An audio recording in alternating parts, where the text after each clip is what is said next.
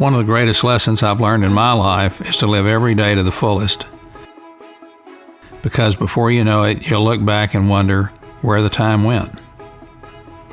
At our age, most people slow down, but we're deepening our relationship with God, living out our faith, traveling, and of course working on the St. John Paul II Life Center. God really has weaved our lives together in the most beautiful way. Both of us have experienced the heartbreaking loss of one, and in my case, two spouses and my beautiful daughter, and that has definitely influenced our deep reverence for life, marriage, and family. So when we felt God calling us into this new phase of our lives, we knew that whatever He was calling us to do, we were going to do it together. And that's what really sparked our journey of faith and our push for the pro-life cause. I'll never forget when before we were married and Pat was learning about Catholicism, she said to me, "The Catholic Church wants there to be no abortions, but what's being done to help the woman bring the child to term or even to support them after the child is born?" And that was the question that helped us realize what our mission would be for the John Paul II Life Center. Encountering St. John Paul II has been an incredible source of inspiration for us. His life and wisdom was what really inspired us to work towards building a culture of life into the women's healthcare system. We wanted to build a center that delivered excellent health care, aligned with the Church's guiding principles, with the main goal being to help women and save babies. He left me here and he got on a plane the next day back to California. My mom was like, "Okay, tonight you can cry and feel sorry for yourself, and tomorrow you have to go to work." She lived on Lamar, so she literally drove down the street and was like, "Okay, you can work here." I went in there and was like, "Okay, I need a job." And the manager was like, "Okay, get on stage." I mean, like, I would work and just go home and cry. When I was in medical school, I really felt called to go into OB-GYN because it was a science that I loved, and I loved serving women, and I wanted to protect and restore the dignity of women in my work. In the second year of residency, I started my family planning rotation, and part of the curriculum at the time was going to Planned Parenthood to get training in abortion. Going there, I just almost immediately knew that I could not in good conscience keep working there. I bought my car in like 3 days of dancing, like cash. So I was like, okay, I can do this. After that, it was just kind of like party every day, every night. When I found out I was pregnant, I was like, what am I gonna do? Freaking out, didn't know what to do. The first person that I ever reached out for any kind of number or place to go to, she goes, "You need to call Judy. They can do a free ultrasound, tell you how far along you are, and help you out from there." It was difficult to try to fulfill the requirements that they had. There's a lot of internal conflict that I had, and I had to learn how to balance how am I going to be a professional, be good at my job, be excellent at my job, fulfill my training, while also being a faithful Catholic. I went through a series of conversations with my attendings, trying to figure out how I can reach all of the learning objectives of the rotation. They said, well, if you can come up with a curriculum, then maybe. The next day, I called the office, went in to see Judy, and I didn't think I was gonna go, but I needed to find out how far along I was to have an abortion. Went to do an ultrasound, so scared. And I remember being in there, I wasn't even aware of anything going on. I was like really just like numb almost, and almost felt like everything was just like echoing around me.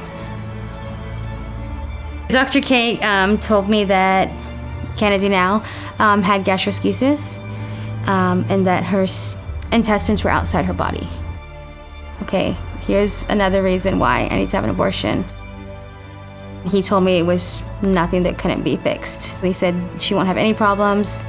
It's nothing to be scared about. When I went to see the JP2 Center and the Vitae clinic, I mean, I was in awe. In medical school, I thought about, what kind of practice would I want as an OB-GYN? I was like, I would love to have a clinic that was somehow tied to a pregnancy resource center to help women in crisis. I think that would be awesome. Then I get to Austin, and there it is. It was just like, wow, they're doing it here.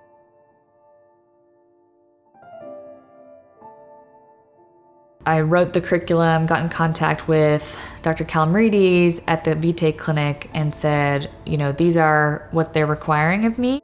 Is this something that I could do at your clinic? And so Dr. Calamarides said, sure, whatever you need, just write it in there and we'll make it work at the clinic.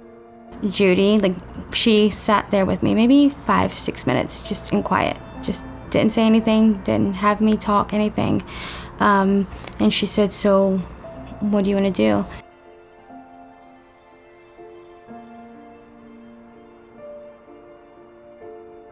That's what I told her. I said, my baby needs me.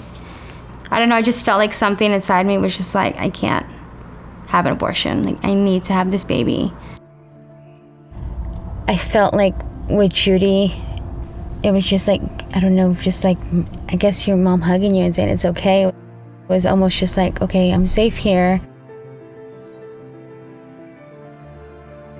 Having Kennedy gave me so much more appreciation for life, for living, for respecting myself and just changing. Wanted to be just this better person and just appreciating everything that I have and everybody in my life. Definitely just this little tiny person. She's absolutely perfect. I can't even explain in words how much I love her. Oh my gosh, she's an angel. She is something I needed in my life. 2 years later, the faculty said, Ashley, I think it's time that we roll out that curriculum. And it was just, I was shocked, like, oh, yeah, let's do it. The Vitae clinic came and met with my attendings in the department. It was an awesome experience going to that meeting because, here's these two worlds coming together, and I know that they don't always see eye to eye. But they worked so well together, and we were able to develop a curriculum that met their requirements while also integrating fertility awareness-based methods, counseling for women in crisis pregnancies, and nanotechnology. This curriculum has a huge potential impact on so many different people. I definitely attribute the fruit that's happened with this curriculum to John Paul II. I mean, he planted the seed in me and probably a lot of the people in the pro-life world to love life, love the natural functions of man and woman, how their bodies cooperate with one another. So much truth with who we are as human beings is written in the writings that John Paul II has given us.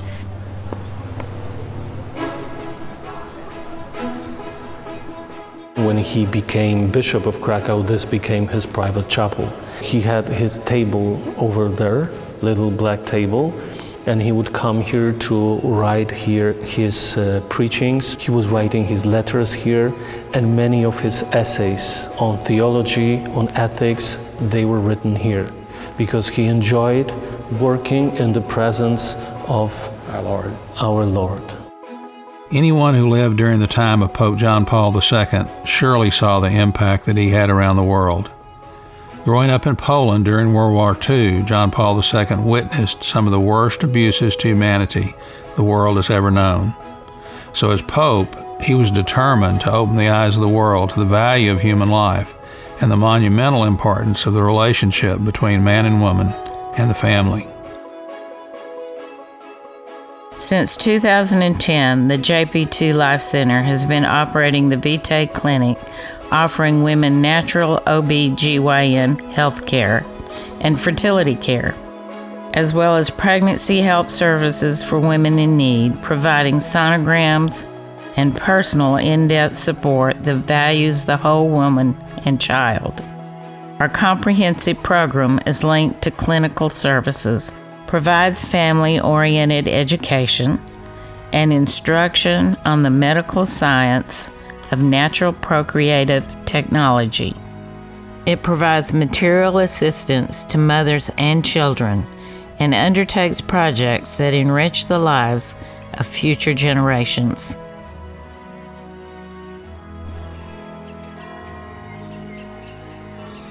Throughout this journey, God has blessed us with the support of so many who have joined us in dedicating themselves to carrying out the great mission of John Paul II.